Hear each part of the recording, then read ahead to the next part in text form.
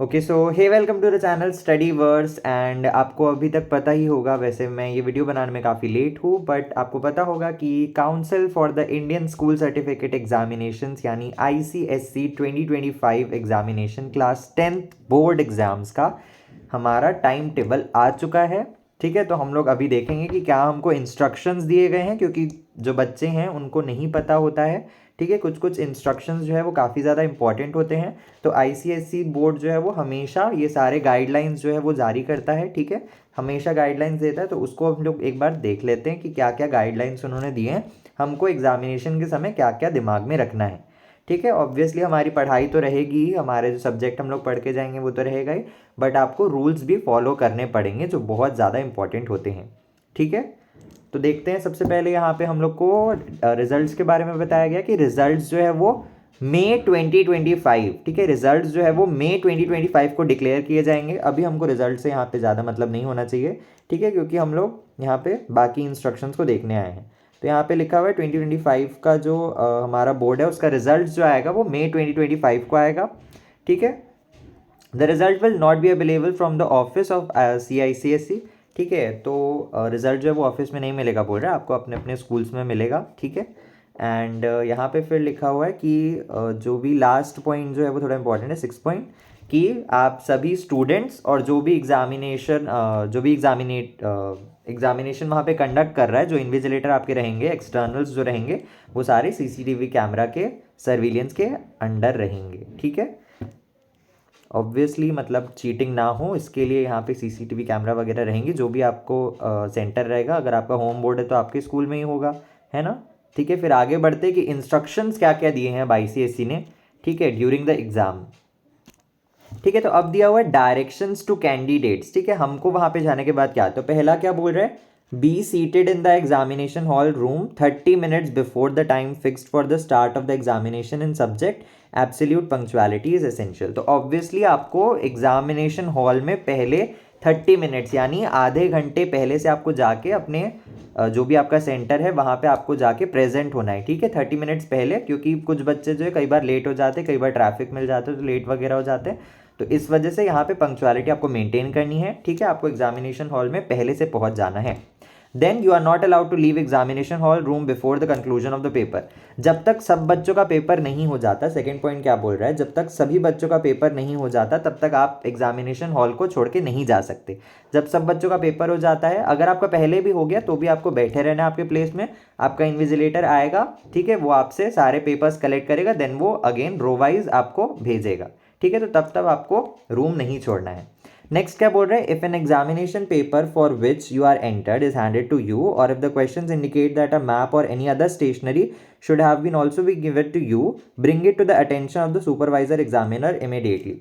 ठीक है, तो कई बार जैसे ज्योग्राफी का पेपर रहता है हमारा, तो उसमें हम लोग को एक टोपो मैप चाहिए रहता है। ठीक है, क्लास 10th में हम लोग का काम आता है, तो टोपो मैप चाहिए होता है, और या फिर जो भी नॉर्मल हमारा ज्योग्राफिकल मैप होता है वो हमको चाहिए रहता है। तो सपोज कि आप क्वेश्चन पेपर के साथ ही वो दिया जाता है। ठीक है, तो अगर आपको हैंड ओवर नहीं किया गया, ठीक है, कई बार हो जाता है मिस्टेक, तो आप तुरंत ही जो एग्जामिनर वहाँ पे प्रेजेंट होंगे उनको बताएंगे कि हमको ये मैप नहीं मिला है, और तो आपको प्रोवाइड करेंगे। ठीक है, तो आपको ध्यान रखना है कि एक्स्ट्रा जो चीज़ें हैं वो आपके क्वेश्चन पेपर में मेंशन होगा कि आपको क्या क्या एक्स्ट्रा इस पे साथ मिल रहा है, तो आप लोग वो एक बार देख लीजिएगा। ठीक है, कई बार मैथ्स के पेपर में भी आपको ग्राफ पेपर की ज़रूरत होती है, तो कई बार बाय मिस्टेक, बाय चांस जो है वो नहीं मिल पाता है। ठीक है, तो आप उसको इन्फॉर्म कर दीजिएगा अपने एग्जामिनर को। नेक्स्ट क्या बोल रहा है, read carefully any general direction that may be given on the first page of question paper, example regarding the number of questions that should be attempted. ठीक है, अब क्वेश्चन पेपर आपको ऑब्वियसली फोर्थ क्या बोल रहे हैं, क्वेश्चन पेपर आपको ध्यान से पढ़ना है। ठीक है, उसमें आपको मेंशन किया जाता है, पहले आपको एग्जामिनर बताएगा कि आपके क्वेश्चन पेपर में इतने पेजेस हैं, तो आपको सबसे पहले सारे पेजेस पलट के देखने कि सारे क्वेश्चंस प्रिंट है कि नहीं और आपके क्वेश्चन पेपर में उतने पेजेस है कि नहीं। देन आपको जो इंस्ट्रक्शन दिया रहता है कि 5 मिनट पहले आप लोग क्वेश्चन को पढ़िए, उसके बाद पेपर सॉल्व करना शुरू कीजिए, आपका मैक्सिमम मार्क्स कितना है, आपके सारे क्वेश्चंस आपको कैसे अटेम्प्ट करने हैं। ठीक है, कुछ हो सकता है कुछ क्वेश्चंस में ऑप्शन हो, तो वो सब आपको ध्यान से पढ़ना है। Then you are advise to, fifth point क्या बोल रहे हैं, you are advise to answer only that number of questions as mention in the question. ठीक है, अगर कुछ बच्चे क्या होता है, कई बार वो दैट ओनली अटेम्प्ट टू, अगर ऐसे दिया हुआ रहता है कुछ क्वेश्चंस में दैट ओनली अटेम्प्ट 2 क्वेश्चंस, और वहाँ पे 4 आपको दिया हुआ है, उसमें से 2 आपको करना है। तो कई बार क्या होता है, कुछ स्टूडेंट्स उसको पढ़ना भूल जाते हैं और वो चारों कर देते हैं। तो अगर आपने चारों भी कर दिया तो आपका जो फर्स्ट का 2 क्वेश्चन होगा, आपका जो फर्स्ट का 2 क्वेश्चन का आपने आंसर किया है वही चेक होगा। ठीक है, आपको ये ध्यान में रखना है। वैसे आपको ये गड़बड़ नहीं करना है, आपको क्वेश्चन ध्यान से पढ़ना है कि अगर उसमें लिखा है, आपको ऑप्शन दिया हुआ है दिस और दिस क्वेश्चन, तो आपको एक ही क्वेश्चन करना होगा। इसीलिए आपको क्वेश्चन पेपर ध्यान से पढ़ना है। आप अपने क्वेश्चन को दीजिए 5 मिनट, ठीक है, क्वेश्चन पेपर मिलते ही सॉल्व मत कीजिएगा, ठीक है। नेक्स्ट क्या बोल रहा है, सिक्स्थ क्या बोल रहा है, right your unique ID, that is unique identification number. आपको एक यूनिक आईडी या यूआईडी मिलता है, ठीक है, आपको उसको अपने आंसर शीट में लिखना रहेगा। आपका इंडेक्स नंबर, एक इंडेक्स नंबर दिया जाता है, आपको जो एडमिट कार्ड मिला होगा आपका, उसमें सब कुछ रहेगा मेंशन, बस उसी चीज़ को आपको वहाँ पे आंसर शीट में फिल करना रहता है, ठीक है, आंसर बुकलेट में फिल करना रहता है। वैसे आपको एग्जामिनर सब बताएगा, बट पहले से अगर आप प्रिपेयर्ड रहेंगे तो ज़्यादा अच्छा रहेगा, नहीं तो वहाँ जाके फिर कुछ बच्चों को कन्फ्यूजन हो जाता है, ठीक है। इंडेक्स नंबर और subject on the top of the sheet of the main answer booklet clearly in the space provided. तो आपको सब्जेक्ट, आपका इंडेक्स नंबर और आपका यूआईडी जो है आपको मेंशन करना है अपने आंसर बुकलेट में। This information should also be written on the front sheet of each continuation booklet. अगर आपने एक्स्ट्रा शीट लिया है, वैसे तो आईसीएसई बोर्ड का जो हमारा मेन आंसर शीट आता है वो काफ़ी ज़्यादा पेजेस का होता है, तो जनरली जो है बच्चों को एक्स्ट्रा शीट या सप्लीमेंट्री शीट लेने की ज़रूरत नहीं पड़ती है। पर कुछ बच्चे जो है थोड़ा बड़ा लिखते होंगे, हो सकता है, या उनको ज़्यादा इन्फॉर्मेशन उनको लिखना रहता है, तो उन लोग एक्स्ट्रा शीट ले लेते हैं। तो उसमें भी आपको अपना रोल नंबर जो कि यूनिक आईडी है, यहाँ पे आपका यूनिक आईडी, इंडेक्स नंबर और सब्जेक्ट आपको मेंशन करना है। एक्स्ट्रा जैसे कि मैप या ग्राफ पेपर अगर आप लोग ले रहे हैं, ज्योग्राफी में मैप ले रहे हैं या मैथ्स पेपर में ग्राफ पेपर ले रहे हैं, तो उसमें भी आपको आपका यूनिक आईडी, इंडेक्स नंबर और सब्जेक्ट मेंशन करना इंपॉर्टेंट है, बहुत ज़्यादा इंपॉर्टेंट है, ठीक है। 7th पॉइंट क्या बोल रहा है, all entries on the answer booklet should be made in black blue ink only, ठीक है। तो आप लोग ब्लैक या ब्लू पेन जो है वो यूज कर सकते हैं जो भी एंट्री फिल करने के लिए। देन अपने जो आंसर्स है वो आप लोग को ब्लू पेन से ही लिखने हैं, ठीक है। अब वो डॉट हो सकता है या जेल पेन भी हो सकता है, ठीक है। नेक्स्ट देखते हैं हम लोग। नेक्स्ट क्या बोल रहा है, on the top sheet of the main answer booklet you are required to put your signature in the space provided for the purpose, do not scribble anywhere on the top of the sheet. तो आपको जो answer booklet, आपका main answer booklet मिलेगा, उसमें आपको एक provided रहेगा एक स्पेस जहां पे आपको साइन करना रहेगा। वो साइन कौन सा रहेगा आपका, जो आपका एडमिट कार्ड में साइन है वैसे ही साइन करना है आपको, ठीक है। जैसा आपको 10th में जो एडमिट कार्ड फॉर्म भरे थे आप, जो आपका एडमिट कार्ड आया है उसमें जैसा साइन है वैसे सेम साइन आपको करना रहेगा अपने आंसर बुकलेट में। और एक और रजिस्टर आता है, उसमें भी आपको अपने वही साइन करना है जो आपने एडमिट कार्ड में किया है, ठीक है। आप 12th तक अपना ये साइन नहीं बदल सकते हैं, क्योंकि 10th और 12th बोर्ड एग्जामिनेशन में आपका यही साइन चलेगा। तो अपने साइन को आपको ध्यान में रखना है, ऐसा नहीं कि कहीं और कुछ साइन किया, कहीं और कुछ साइन किया, तो कन्फ्यूजन हो जाएगा, ठीक है। आपको सेम साइन करना रहेगा, आपको स्पेस प्रोवाइडेड रहेगा, आपको सब एग्जामिनर वहां पे सब आपको बताएंगे, आपको टेंशन लेने की जरूरत नहीं है, ठीक है। नेक्स्ट हम लोग को क्या बोल रहे हैं, ऑन द 9th पॉइंट क्या बोल रहे हैं, right on both sides of each sheet of the answer booklet unless the rubric of the question paper prohibits this. While writing in the answer booklet, leave a margin at both the right hand and the left hand edges. Begin the answer to each separate part of a question, a separate line. ठीक है, तो आपको यहाँ पे normal जो है वो margin बनाने बोल रहा है। कई बच्चे क्या करते हैं, कई बार इस वाले पेज पे जो कि राइट साइड पे होता है उसी में लिखने लग जाते हैं, लेफ्ट साइड वाला पेज छोड़ देते हैं। तो आपको ऐसा नहीं करना है, आपको दोनों साइड पेज के जो आंसर बुकलेट आपको मेन आंसर शीट मिलेगा उसके दोनों साइड्स में आपको लिखना है, आपको मार्जिन बनाना है। वैसे मेरे ख्याल से बोर्ड्स के जो भी आंसर शीट हमको मिलती है उसमें बने रहता है मार्जिन, ठीक है। नेक्स्ट क्या बोल रहा है, right the number of questions clearly in the left hand margin at the beginning of each answer, do not copy the question. आपको क्वेश्चंस नहीं लिखने हैं, आपको क्वेश्चंस नहीं लिखने हैं, क्वेश्चन पेपर का सीधा आपको आंसर लिखना है अपने आंसर बुकलेट में, आपको सिर्फ आंसर्स लिखने हैं। आपको क्वेश्चन नंबर मेंशन कर देना, दैट अगर क्वेश्चन नंबर 1 है तो आपको अपने आंसर बुकलेट पे आंसर नंबर 1 ऐसे करके लिखना पड़ेगा। अगर सेक्शन दिया हुआ है तो section A then answer number 1 ऐसे करके आपको लिखना रहेगा, ठीक है। Be careful to use the same system of numbering as used in the question paper. अगर क्या होता है, अगर क्वेश्चन पेपर में आपको ए बी सी दिया हुआ है, ठीक है, आपको क्वेश्चन नंबर 1 दिया हुआ है, उसके सब पार्ट्स आपको दिए रहते हैं ए बी सी, तो आपको वैसे ही लिखना पड़ेगा answer number 1 then answer number A, answer number B, answer number C, ठीक है। आप अपने मन से उसको नहीं बदल सकते हैं, आपको वो मेंशन करना पड़ेगा जैसा क्वेश्चन पेपर में जो नंबर दिया है वैसे ही आपको अपने आंसर बुकलेट में मेंशन करना पड़ेगा। कुछ बच्चे क्या करते हैं, बुकलेट में दिया हुआ है 1 2 3 4 न्यूमेरिक सिस्टम में, और आंसर्स में अपने लिख देते हैं रोमन नंबर में 1 2 3 4, तो ऐसे नहीं करना है आपको, ठीक है। नेक्स्ट क्या बोल रहे हैं, leave a line after answering each question, आपको एक क्वेश्चन का आंसर पूरा लिखना है, देन एक लाइन छोड़ के ही आपको दूसरे क्वेश्चन का आंसर शुरू करना है।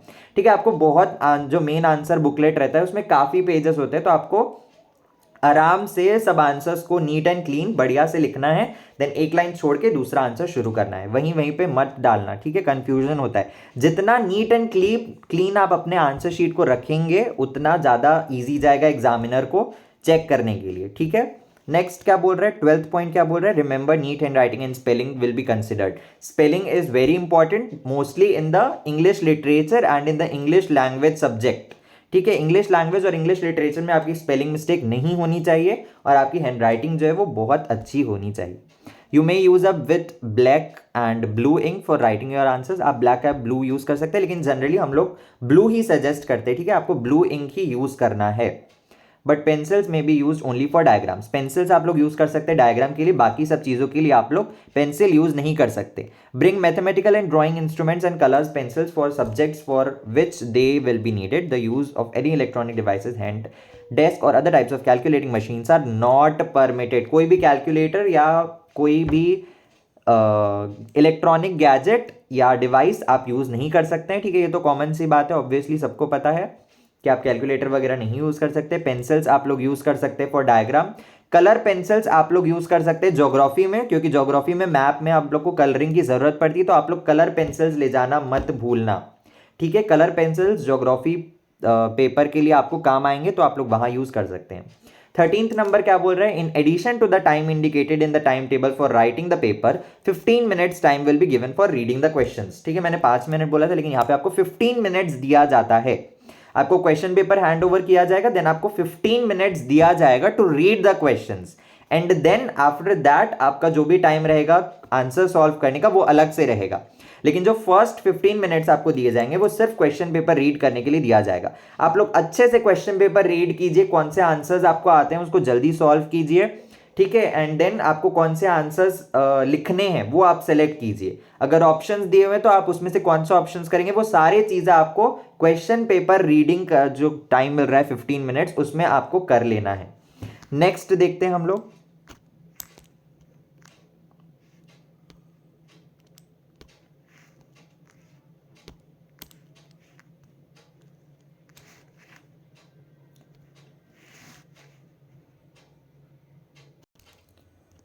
देन नेक्स्ट आपको कुछ चीज़ें दी हुई है। Read the questions very carefully, 14 point में पढ़ रहा हूँ। Read the questions very carefully, time should not be wasted in writing information that is not asked. ठीक है, जो आपको डायरेक्ट क्वेश्चन पूछा गया है उससे रिलेटेड ही आपको लिखना है, एक्स्ट्रा चीज़ें आपको नहीं लिखनी है, क्वेश्चंस आपको ध्यान से पढ़ने हैं। 15th नंबर क्या बोल रहे हैं, do not spend too much time in 1 or 2 questions as is to leave yourself no time to answer the others.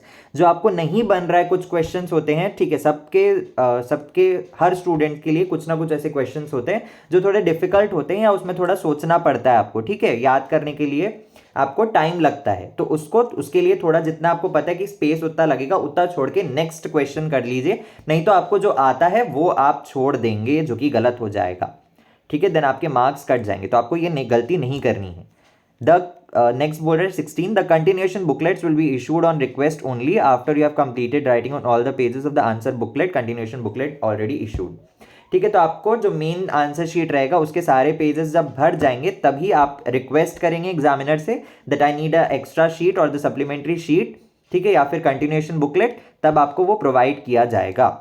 Next बोल रहा है 17, attach all continuation booklets used unused to the main answer sheet. तो आपको continuation booklets को main answer sheet के साथ जो है टाई अप करना पड़ेगा with the help of thread, जो आपको प्रोवाइड किया जाएगा। नेक्स्ट बोल रहा है do all the working including rough work on the same sheet as the rest of the answer. ठीक है, तो आपको ऑब्वियसली अगर मैथ्स का आपका पेपर है तो आपको राइट साइड पे एक मार्जिन वैसे भी पेपर के प्रोवाइडेड रहता है, लेफ्ट साइड पे आप एक और मार्जिन बना के रफ वर्क जो है अपना कर सकते हैं।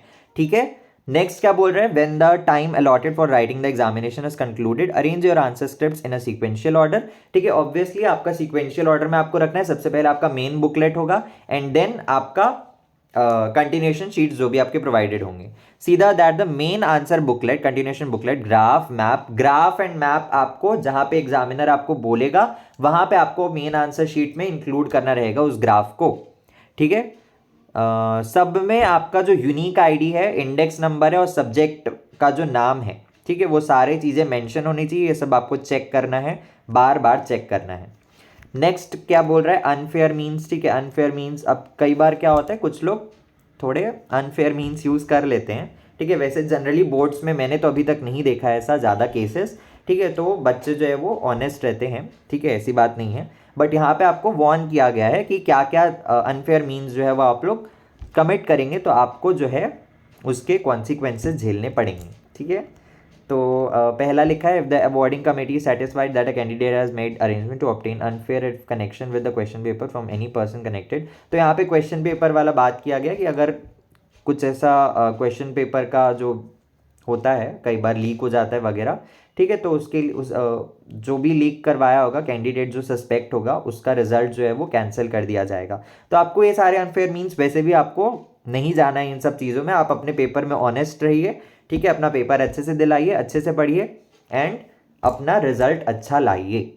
ये सारी चीज़ें मैं उतना नहीं पढ़ रहा हूँ, ठीक है, ठीक है। तो नेक्स्ट के जो 2 पेजेस थे वो सारे अनफेयर मीन्स के ऊपर थे आपके। नेक्स्ट हमारा आ जाता है कि रीचेक रिक्वेस्ट, ठीक है। कई बार क्या होता है, कुछ बच्चों को रिजल्ट में जो अपना उनको लगता है कि उन्होंने ज़्यादा मेहनत की थी, उनको थोड़ा सा ज़्यादा नंबर मिलना चाहिए था, तो वो लोग रीचेक या रीइवैल्यूएशन के लिए डालते हैं, ठीक है, रिक्वेस्ट डालते हैं। तो उसके बारे में यहाँ पे दिया गया है। तो फर्स्ट क्या बोल रहे हैं, the candidates who are not satisfied with the result may apply for recheck of answer script online and same must be received by the ICSE's office not later than 4 days from the day of declaration of the ICSE year to 2025 main examination results।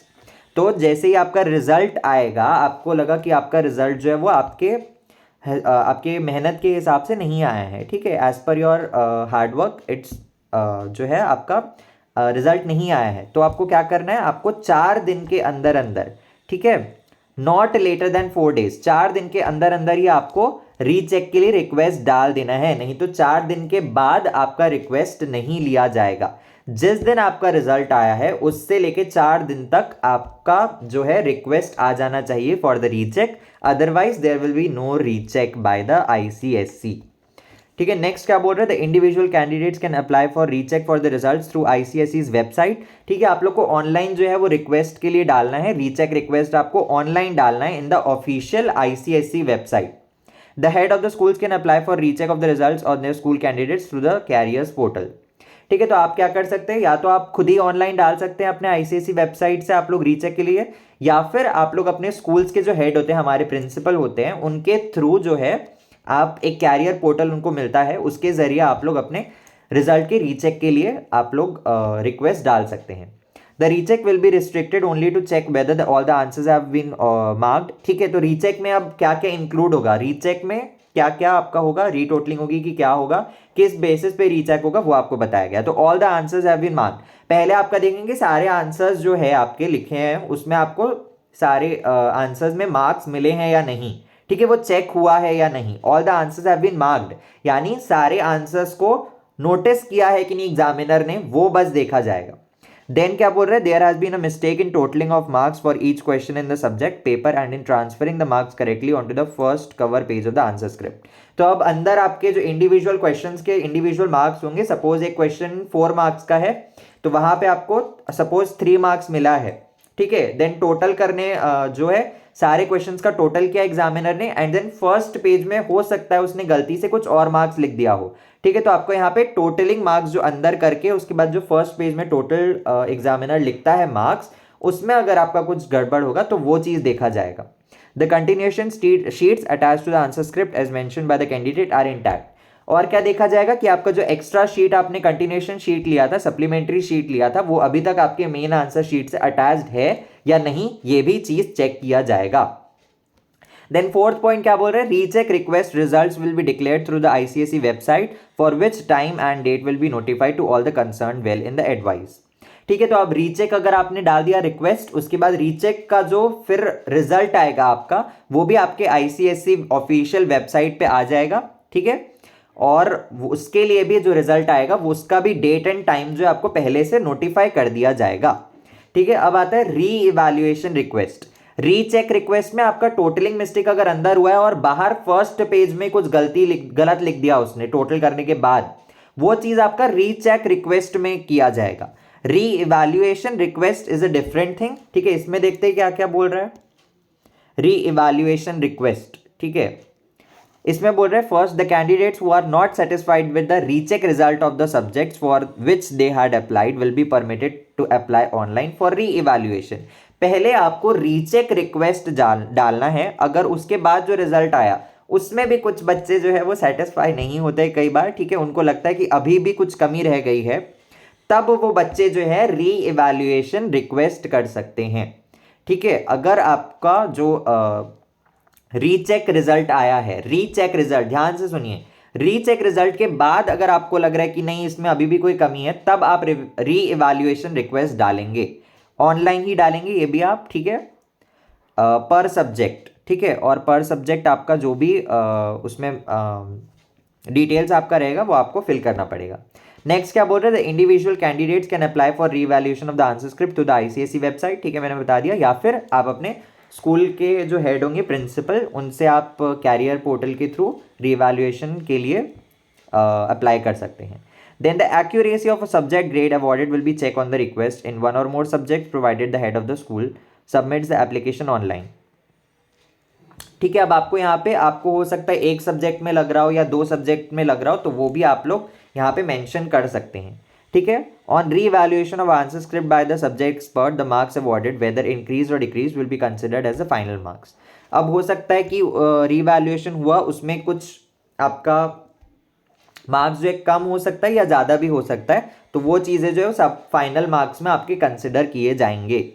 Next क्या बोल रहे हैं, revaluation is a paid service. अब देखो recheck request जो है उसमें paid यहाँ पे कहीं भी नहीं लिखा हुआ था, ठीक है, रीचेक के लिए आपका कहीं भी आपकी फीस नहीं लिखा हुआ है, लेकिन जब आप रीचेक रिजल्ट भी आपको नहीं सेटिस्फाई हुआ आप रीचेक रिजल्ट से भी, तब आप रीवैल्यूएशन के डालेंगे, रीवैल्यूएशन में आपको फीस देना पड़ेगा, ठीक है, क्योंकि revaluation is a paid service, जो कि चार्ज आपको दिया जाएगा कि कितने सब्जेक्ट पर सब्जेक्ट आपको कितना चार्ज लगेगा, वो सब आपको मेंशन किया जाएगा, ठीक है। And this is non refundable, ठीक है, ये रिफंडेबल नहीं है।